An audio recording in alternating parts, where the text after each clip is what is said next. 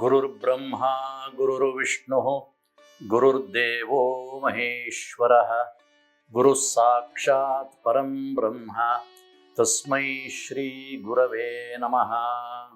ಪ್ರಿಯ ವೀಕ್ಷಕರೇ, ಎಲ್ಲರಿಗೂ ನಮಸ್ಕಾರ. ಕುರುಕ್ಷೇತ್ರ ಯುದ್ಧ ಮುಗಿದಿದೆ. ಒಂದು ಭೀಕರವಾದಂಥ ಅಧ್ಯಾಯದ ಅಂತ್ಯ ಆದಾಗಿದೆ. ತನ್ನೆಲ್ಲ ಬಂಧು ಮಿತ್ರರೊಡನೆ ದುರ್ಯೋಧನನು ಕೂಡ ಸತ್ತಿದ್ದಾಗಿದೆ.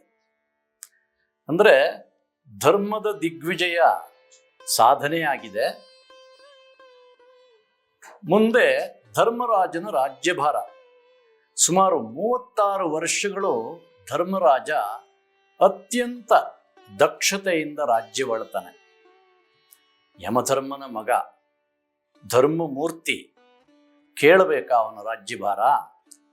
ನ್ಯಾಯದಿಂದ ಧರ್ಮದಿಂದ ರಾಜ್ಯ ಆಳುವಂಥದ್ದು, ಅದೇ ಥರ ಯೋಚನೆ ಮಾಡುವಂಥದ್ದು ಅವನಿಗೆ ರಕ್ತಗತವಾಗಿ ಬಂದಂಥ ಗುಣ. ಇಂತಹ ಸಂದರ್ಭದಲ್ಲಿ ಅವನ ಆಳ್ವಿಕೆಯ ಕೊನೆಯ ಹಂತ.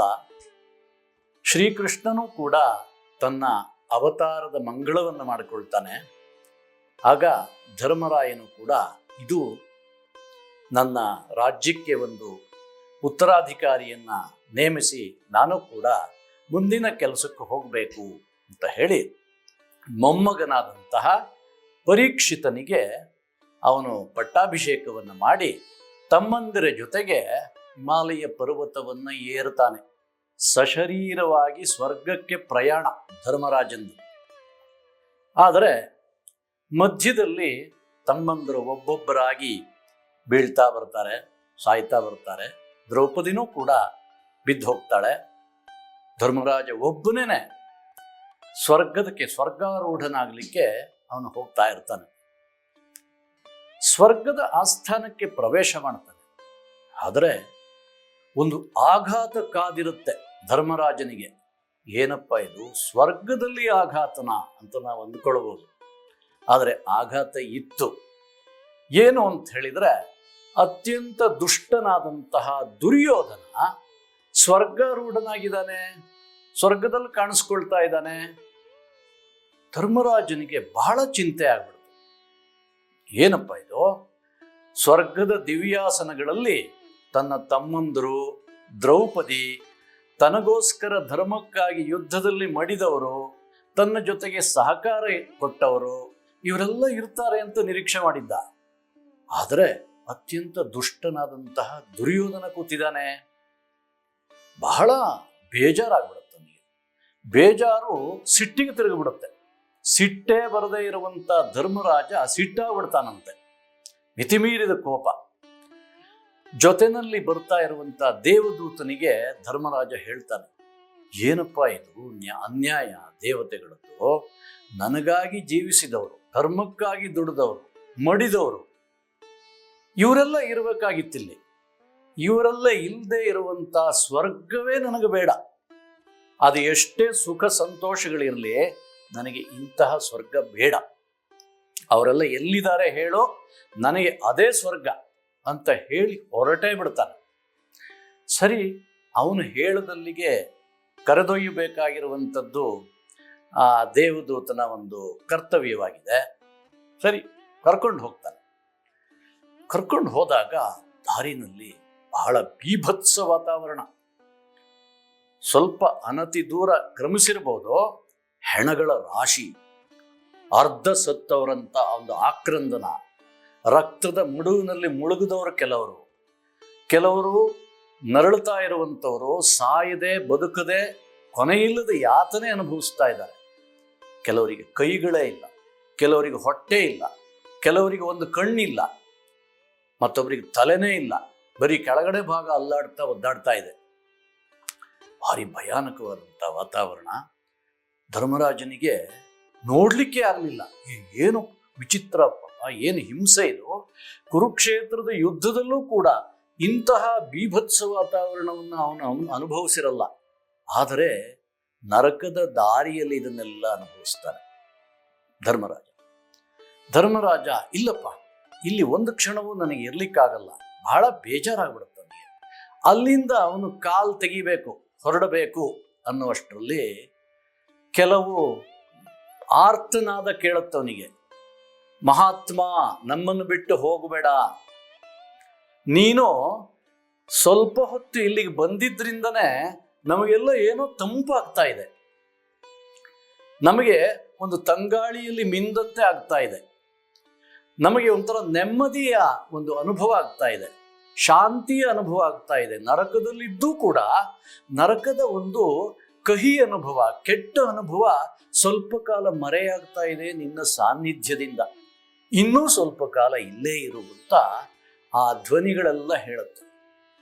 ಬಹಳ ದಯಾರ್ದ್ರ ಹೃದಯ, ಧರ್ಮರಾಜನ ವ್ಯಕ್ತಿತ್ವವೇ ಹಾಗೆ, ಬಹಳ ದಯೆ ಬಂದ್ಬಿಡುತ್ತೆ. ಛೇ ಛೇ, ಎಷ್ಟು ಅರ್ಥವಾಗಿ ಕೇಳ್ಕೊಳ್ತಾ ಇದ್ದಾರೆ, ಎಷ್ಟು ನರಕದ ಅನುಭವವನ್ನು ಪಡಿತಾ ಇದ್ದಾರೆ. ಇದರ ಮಧ್ಯದಲ್ಲಿ ನಾನಿದ್ರೆ ಅವರಿಗೆ ಸ್ವಲ್ಪ ತಂಪಾಗ್ತಾ ಇದೆಯಲ್ಲ, ಅಲ್ಲೇ ನಿಲ್ತಾನೆ.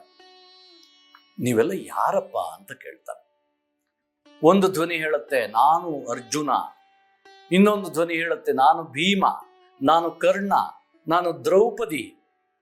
ಮತ್ತೆ ಆಶ್ಚರ್ಯ ಆಗ್ಬಿಡುತ್ತೆ ಧರ್ಮರಾಜನಿಗೆ.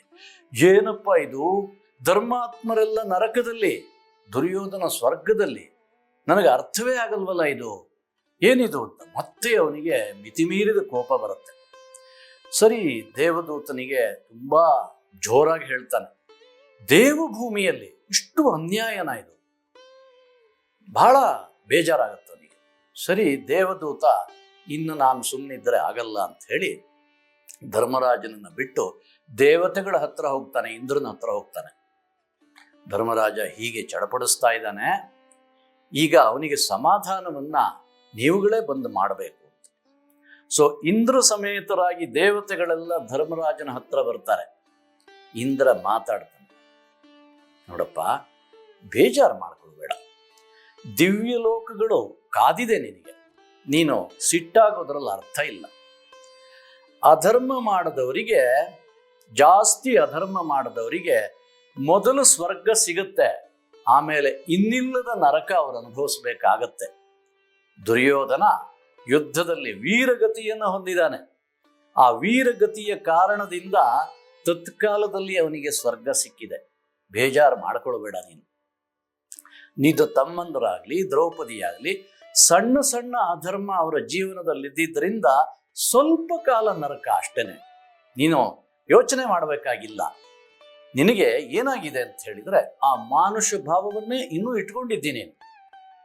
ಮತ್ತೆ ನೀನು ದ್ರೋಣರು ಶಸ್ತ್ರತ್ಯಾಗ ಮಾಡುವಾಗ ನಿನ್ನ ಮನಸ್ಸಿನಲ್ಲಿ ಒಂದು ಅಳುಕಿತ್ತು, ನಾನು ಗುರುಗಳ ಹತ್ರ ಸುಳ್ಳು ಹೇಳ್ತಾ ಇದ್ದೀನಿ ಅಂತ. ಅಶ್ವತ್ಥಾಮು ಹತ ಕುಂಜರಹ ಅಂತ ಹೇಳಿ ಆ ಕುಂಜರ ಅನ್ನುವಲ್ಲಿ ಶಂಕ ಉದಿಯಲಾಗಿರುತ್ತಲ್ಲ, ದ್ರೋಣರು ಪುತ್ರ ಶೋಕದಿಂದ ಅವರು ಶಸ್ತ್ರತ್ಯಾಗ ಮಾಡಿರ್ತಾರೆ. ಆ ಅಳುಕು ಧರ್ಮರಾಜನನ್ನ ಕಾಡ್ತಾ ಇರುತ್ತೆ. ಅಂದ್ರೆ ಧರ್ಮ ಕಾರ್ಯವೇ ಅದು, ಅಂದ್ರೆ ಧರ್ಮ ಜಯಕ್ಕೋಸ್ಕರ ಮಾಡದಂತ ಕೆಲಸವೇ ಆದ್ರೂ ಅವನ ಮನಸ್ಸಿನಲ್ಲಿ ನಾನೇನೋ ತಪ್ಪು ಮಾಡಿದೆ ಅನ್ನುವಂಥ ಅಳುಕಿದೆಯಲ್ಲ, ಆ ಅಳುಕಿನ ಕಾರಣದಿಂದ ಅವನಿಗೆ ಈ ನರಕ ದರ್ಶನ ಆಗತ್ತೆ. ನರಕ ದರ್ಶನ ಅಷ್ಟೇ, ನರಕದ ಅನುಭವ ಅಲ್ಲ. ಅಂದ್ರೆ ಅಂಥ ಧರ್ಮಾತ್ಮನಿಗೂ ಕೂಡ ಮನಸ್ಸಿನ ಸಣ್ಣ ಅಳುಕಿನ ಕಾರಣದಿಂದಾಗಿ ಅವನ ಮಾಡಿದ ಧರ್ಮಲೋಪ ಚಿಕ್ಕದು ಆದ್ರೂ ಕೂಡ ಅದರ ಕಾರಣದಿಂದಾಗಿ ಒಂದು ನರಕ ದರ್ಶನ ಆಗುತ್ತೆ. ಅಷ್ಟೇ ಅಲ್ಲದೆ ತಮ್ಮಂದರನ್ನೆಲ್ಲ ನರಕದಲ್ಲಿ ಅವನು ನೋಡ್ತಾನಲ್ಲ, ಆಗಲೂ ಕೂಡ ಆ ಹಿಂಸೆ ಇದೆಯಲ್ಲ ತಡಿಲಿಕ್ಕಾಗಲ್ವಲ್ಲ, ಅಲ್ಲೇ ಅವನ ಪಾಪಕ್ಕೆ ಪ್ರಾಯಶ್ಚಿತ್ತ ಆಗ್ಬಿಡ್ತು. ಅಂದ್ರೆ ಅವನ ಕರ್ಮ ಫಲವನ್ನ ಅವನು ಅನುಭವಿಸ್ಬಿಟ್ಟ. ಹೀಗಾಗಿ ಅವನು ಆ ಥರ ಅವರನ್ನೆಲ್ಲ ನೋಡ್ತಾನೆ. ಸರಿ, ಇಂದ್ರ ಹೇಳ್ತಾನೆ, ಈಗ ದೇವಗಂಗೆಯಲ್ಲಿ ಸ್ನಾನ ಮಾಡುವೆ, ನಿನ್ನ ಮಾನುಷಭಾವವೆಲ್ಲ ಹೋಗುತ್ತೆ, ಆಗ ನೋಡು ನಿನ್ನ ತಮ್ಮಂದರೆಲ್ಲ ದಿವ್ಯ ಲೋಕದಲ್ಲಿರುವಂಥದ್ದನ್ನ ಆಗ ನಿನಗೆ ದರ್ಶನ ಆಗುತ್ತೆ, ಎಲ್ಲ ನೋಡ್ಬೋದು ನೀನು ಅಂತ ಸಮಾಧಾನ ಮಾಡ್ತಾನೆ. ಅವನು ಹೇಳದಂತೆ ದೇವಗಂಗೆಯಲ್ಲಿ ಧರ್ಮರಾಜ ಸ್ನಾನ ಮಾಡ್ತಾನೆ. ಆವಾಗ ಮಾನುಷ ಭಾವ ಹೋಗಿ ತಮ್ಮಂದರೆಲ್ಲರೂ ಕೂಡ ದಿವ್ಯ ಲೋಕದಲ್ಲಿರೋದನ್ನ ಅವನು ನೋಡ್ತಾನೆ. ಬಹಳ ಆನಂದ ಆಗತ್ತೆ ಧರ್ಮರಾಜನಿಗೆ. ಶ್ರೀರಂಗ ಮಹಾಗುರುಗಳು ಒಂದು ಮಾತು ಹೇಳ್ತಾ ಇದ್ರು, ನೋಡಪ್ಪ, ದೇವಭೂಮಿಯಲ್ಲಿ ಈ ಭೂಮಿಯಲ್ಲಿ ಇದ್ದಂತೆ ಉಬ್ಬು ತಗ್ಗುಗಳಿಲ್ಲ, ನೇರವಾಗಿರುತ್ತದು ಅಂತ ಹೇಳಿದ್ರು ಅವರು. ಆ ಮಾತನ್ನು ಇಲ್ಲಿ ನಾವು ಸ್ಮರಣೆ ಮಾಡ್ಕೊಳ್ಬೇಕು. ಧರ್ಮರಾಜ ಏನಂದ್ಕೊಂಡ್ಬಿಟ್ಟ, ಪ್ರಾರಂಭದಲ್ಲಿ ದೇವಭೂಮಿಯಲ್ಲಿ ಏನೋ ಅನ್ಯಾಯ ನಡೀತಾ ಇದೆ ಅಂತ ಅಂದ್ಕೊಂಡ್ಬಿಟ್ಟ. ಆದರೆ ಅವರವರ ಕರ್ಮಗಳನ್ನ ಹೊತ್ತುಕೊಂಡ್ಬರ್ತಾರೆ. ಆ ಕರ್ಮಗಳನ್ನ ನಿಶ್ಚಿತವಾಗಿ ಕರ್ಮ ಫಲಗಳನ್ನ ಒಳ್ಳೇದಿರ್ಬೋದು ಕೆಟ್ಟದ್ದಿರ್ಬೋದು ಅದನ್ನ ಅನುಭವಿಸಿಯೇ ತೀರಬೇಕು ಅನ್ನುವಂಥ ಸೃಷ್ಟೀಶನ ನಿಯಮಕ್ಕೆ ದೇವಭೂಮಿ ಒಳಪಟ್ಟಿದೆ. ಇಲ್ಲಿನಂತೆ ಅಲ್ಲಿ ಅನ್ಯಾಯಗಳಿಲ್ಲ. ಅದನ್ನ ಧರ್ಮರಾಜನಿಗೆ ನಿಧಾನವಾಗಿ ಅರ್ಥ ಆಯ್ತು. ಅವನಿಗೆ ಇಂದ್ರ ಅರ್ಥ ಮಾಡಿಸ್ದ.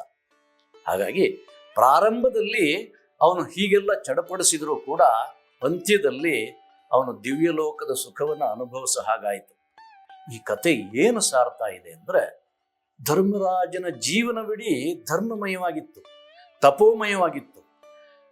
ಕನಸಿನಲ್ಲೂ ಕೂಡ ಇನ್ನೊಬ್ಬರಿಗೆ ತೊಂದರೆ ಮಾಡುವಂಥದ್ದು, ಜಗತ್ತಿಗೆ ಅಹಿತವನ್ನು ಮಾಡುವಂಥದ್ದು ಆಲೋಚನೆ ಮಾಡ್ತಾ ಇರಲಿಲ್ಲ ಧರ್ಮರಾಜ. ಅಂಥವನಿಗೂ ಕೂಡ ಒಂದು ಸಣ್ಣ ಧರ್ಮಲೋಪದಿಂದಾಗಿ ನರಕ ದರ್ಶನವಾಯಿತು.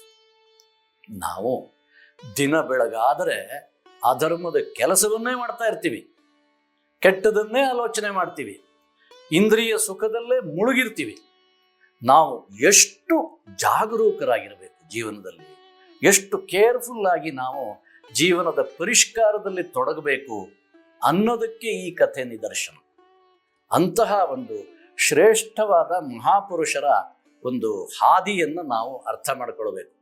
ಧರ್ಮರಾಜನೂ ಕೂಡ ತಾನು ಮಾಡದಂಥ ತಪ್ಪಿಗೆ ಪ್ರಾಯಶ್ಚಿತ್ತ ಮಾಡಿಕೊಳ್ಳದೆ ಇರ್ಲಿಕ್ಕೆ ಆಗಲಿಲ್ಲ. ಈಗ ತಪ್ಪು ಅಂದ್ರೆ ಏನರ್ಥ? ತಪ್ಪಿಗೆ ಪ್ರಾಯಶ್ಚಿತ್ತ ಅಂದ್ರೆ ಶಿಕ್ಷೆ ಅಂತ ಹೇಳಿದ್ರೆ ಅವನನ್ನ ಮತ್ತೆ ಸರಿದಾರಿಗೆ ತರುವಂತ ಒಂದು ಸೃಷ್ಟೀಶನ ನಿಯಮ. ಅದು ತಪ್ಪು ಮಾಡಿದ್ರೆ ಅವನನ್ನು ತೆಗೆದು ಮೂಲೆ ಹಾಕಿ ಬಿಸಾಡಿ ಬಿಡೋದಲ್ಲ. ಅವನು ಆ ಶಿಕ್ಷೆಯನ್ನ ಅನುಭವಿಸಿ, ತನ್ನ ತಪ್ಪಿಗೆ ತಕ್ಕ ಶಿಕ್ಷೆಯನ್ನು ಅನುಭವಿಸಿ ಸರಿದಾರಿಗೆ ಬರೋಕ್ಕೆ, ರಾಜಮಾರ್ಗಕ್ಕೆ ಬರಲಿಕ್ಕೆ ಇರುವಂಥ ಒಂದು ವಿಷಯನೇ ಶಿಕ್ಷೆ, ನರಕ ಎಲ್ಲವೂ ಕೂಡ. ಧರ್ಮರಾಜನೂ ಕೂಡ ಇಷ್ಟು ಉದಾತ್ತವಾದಂಥ ವ್ಯಕ್ತಿತ್ವ ಇದ್ದವನು ಕೂಡ ಇದನ್ನ ಕೆಲಕಾಲ ಅನುಭವಿಸ್ಬೇಕಾಗತ್ತೆ. ಅಂದ್ರೆ ನಮ್ಮಗಳ ಪಾಡೇನು? ಹಾಗಾಗಿ ನಮ್ಮ ಜೀವನದಲ್ಲಿ ಅಂತಹ ಪರಿಷ್ಕಾರವನ್ನು ತಂದುಕೊಂಡು ಧರ್ಮಮಯವಾಗಿ ಜೀವನ ಮಾಡಲಿ ಅನ್ನೋದಕ್ಕೋಸ್ಕರ ಈ ಕಥೆ ಬಂದಿದೆ ಅನ್ನೋದನ್ನ ನಾವೆಲ್ಲರೂ ಕೂಡ ಸ್ಮರಣೆ ಮಾಡಿಕೊಂಡು ಧರ್ಮರಾಜನ ಹೆಜ್ಜೆಯನ್ನ ನಾವು ಅನುಸರಿಸೋ ಹಾಗಾಗಲಿ, ಜೀವನದಲ್ಲಿ ಅಂತಹ ಸದ್ಬುದ್ಧಿ ಭಗವಂತ ನಮಗೆ ಕರುಣಿಸಲಿ ಅಂತ ಪ್ರಾರ್ಥನೆ ಮಾಡ್ತಾ ಈ ಮಾತುಗಳನ್ನ ಭಗವದರ್ಪಣ ಮಾಡ್ತಾ ಇದ್ದೀನಿ. ನಮಸ್ಕಾರ.